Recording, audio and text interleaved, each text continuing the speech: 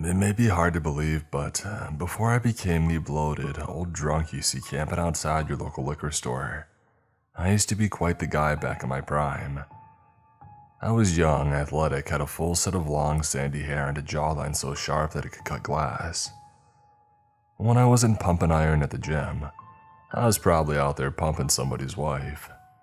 What can I say? It was the 80s and I'm from West Hollywood. Debauchery was sort of the norm back then. After I flunked out of college and my parents practically disowned me, my life became a self-perpetuating spiral of women and drugs, alcohol, and glam metal. And the parties were wild and sobriety was a sin, and I wouldn't have had it any other way. I couldn't tell you where or how we first met. Could have been at a bar, a street corner, a nightclub. Honestly, it doesn't really matter. Her name was Rachel. She wasn't the most gorgeous girl that I had ever seen or anything like that. Curly brown hair, plaid skirt, thick-rimmed glasses.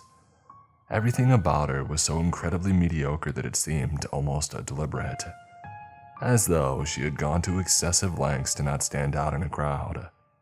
Following a fittingly average night with her, imagine my surprise when she suddenly turned around and said to me, "You want to join a cult?"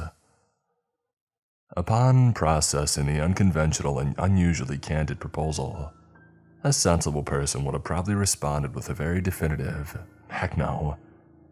I, however, wasn't and never had been a sensible man, as evident by the fact that I didn't immediately gather my clothes and head for the door. I was taken aback, sure, but I'd be lying if I said that my morbid curiosity wasn't piqued. It was the sheer novelty of the experience that intrigued me. I was still in that period of early adulthood when you feel like nothing can touch you, so you hop from thrill to thrill regardless of any potential consequences. Besides, I figured that it couldn't have been anything that malicious, given how casual she was about it. And so at around 10 p.m. the following day, there I was, standing in the middle of an abandoned parking lot outside of town. Before me was an old warehouse that should have been equally as abandoned, and yet there were lights and faint music emanating from somewhere within its bowels. I narrowed my eyes and stepped towards the neglected structure. Although surprisingly intact, the windows were made of thick, semi-transparent glass. I could only see vague shapes moving about the illuminated interior. I bypassed the set of old doors that looked to have rusted shut, and instead made my way over to the opposite side of the property. Sure enough, hidden behind several overflowing dumpsters and a mound of scrap metal was another door. There was something scribbled on it in bright pink graffiti. Enlightenment through excess.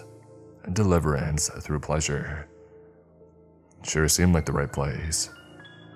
I walked up to the alternate entrance and pressed my knuckles to its corroded surface, knocking twice as per Rachel's instructions. After a few tense seconds, the bottom of the heavy steel door scraped against the concrete as it got yanked ajar. A single, monolith eye stared back at me through the gap. Judging by what little I could see of the woman's expression, she definitely liked what she saw. "Evening, hot stuff. You got a password for me?" Right, yeah, Lord of the Flies," I answered quizzically. Her lips formed a playful grin, or at least the half of one. I instinctively stepped back as the thick fingers of a man emerged from the narrow slit, gripping the side of the door and pulling it wide open. The squealing of its unoiled hinges caused me to grit my teeth. Standing on the other side of that threshold, bathed in the ambient glow radiating from within, was a giant. I was no whip myself, but the leather-clad Viking looked capable of breaking every bone in my 6'1" frame and wearing my limp body like a scarf. Leaning against him was the young Asian woman, still bearing that same grin, with her neon green lipstick, fishnet outfit, and rainbow pigtails. She was the personification of the stereotypical rave-goer, quite the contrast to her stoic, heavily tattooed counterpart. She beckoned to me down the dimly lit hallway behind her and then through what appeared to have once been a cafeteria. The laughter and the music were getting louder. We eventually came up to yet another door, this one decorated in various outdated safety tips and warnings directed at the staff that used to work here. My colorful guide placed her hand on the handle and winked back at me before pushing it down. "Have fun." Awaiting me on the other side was what I can only describe as a cesspool of degeneracy. Bodies on bodies, writhing and moaning, screwing like the end of the world was nigh, much to the enjoyment of clearly intoxicated onlookers. What passed as a dance floor was littered with clothes and empty bottles. Cheap perfume intermixed with sweat polluted the stagnant air. The sickeningly sweet concoction made me feel lightheaded. My skull pulsated in tune with the generic synth-pop beat that poured from the speakers, which only partially masked the sound of flesh slapping against flesh. Rachel was there too, sandwiched between two jocks and reduced to a babbling mess.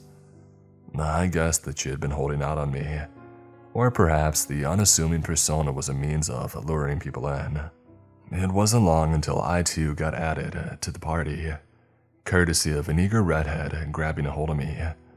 Before I knew it, she had unbuckled me and was dragging me down with her.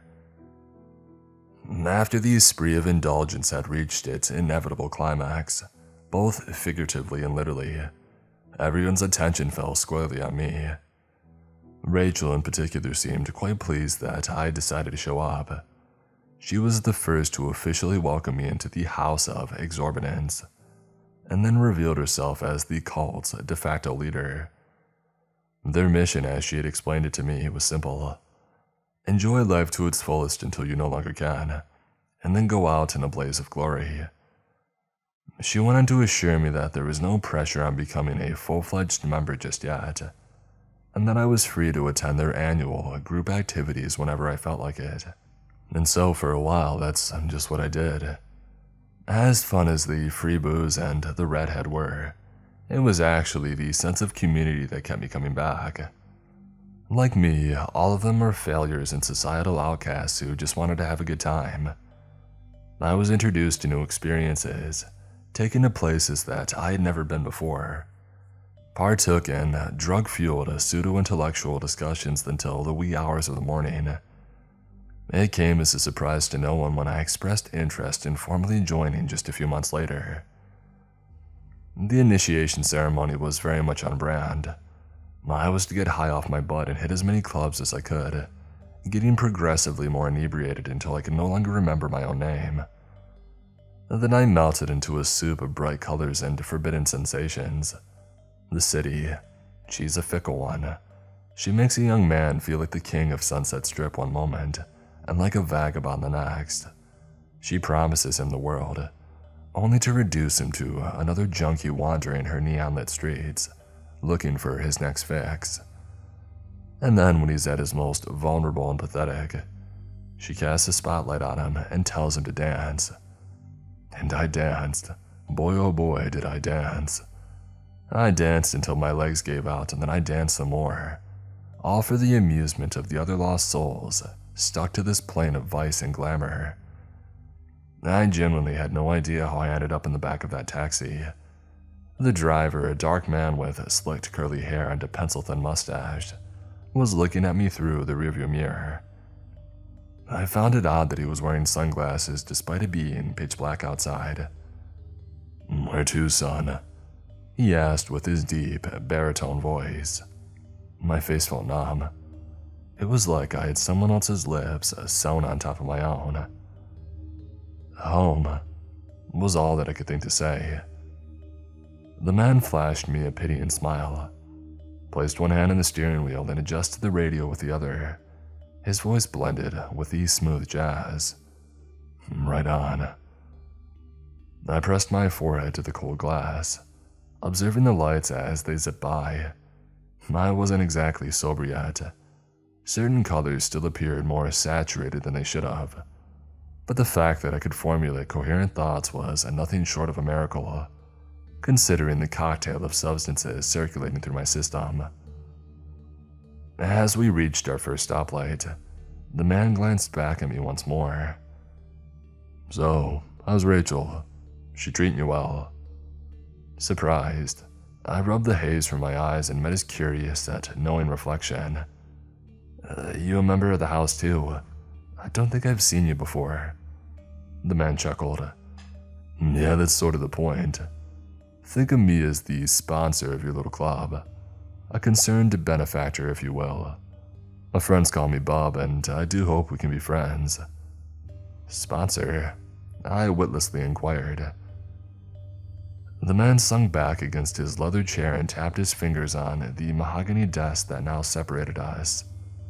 The scene had shifted to an office space, complete with drab wallpaper and a minimalistic decor. The abrupt transition might seem jarring in hindsight, but it somehow felt natural at the time. It was as if reality was suddenly running on dream logic, and much like a dream, one rarely stops and questions its authenticity. That's right. The booze, the drugs, and most of the girls, all paid for by yours truly. But that's just an appetizer. The driver, now donning the skin of a shrewd businessman, took a whiff from his cigar and nudged a sack of papers my way. They slid across the polished surface with little resistance, forcing me to catch them before they fell. It's all there. You can read it if you want.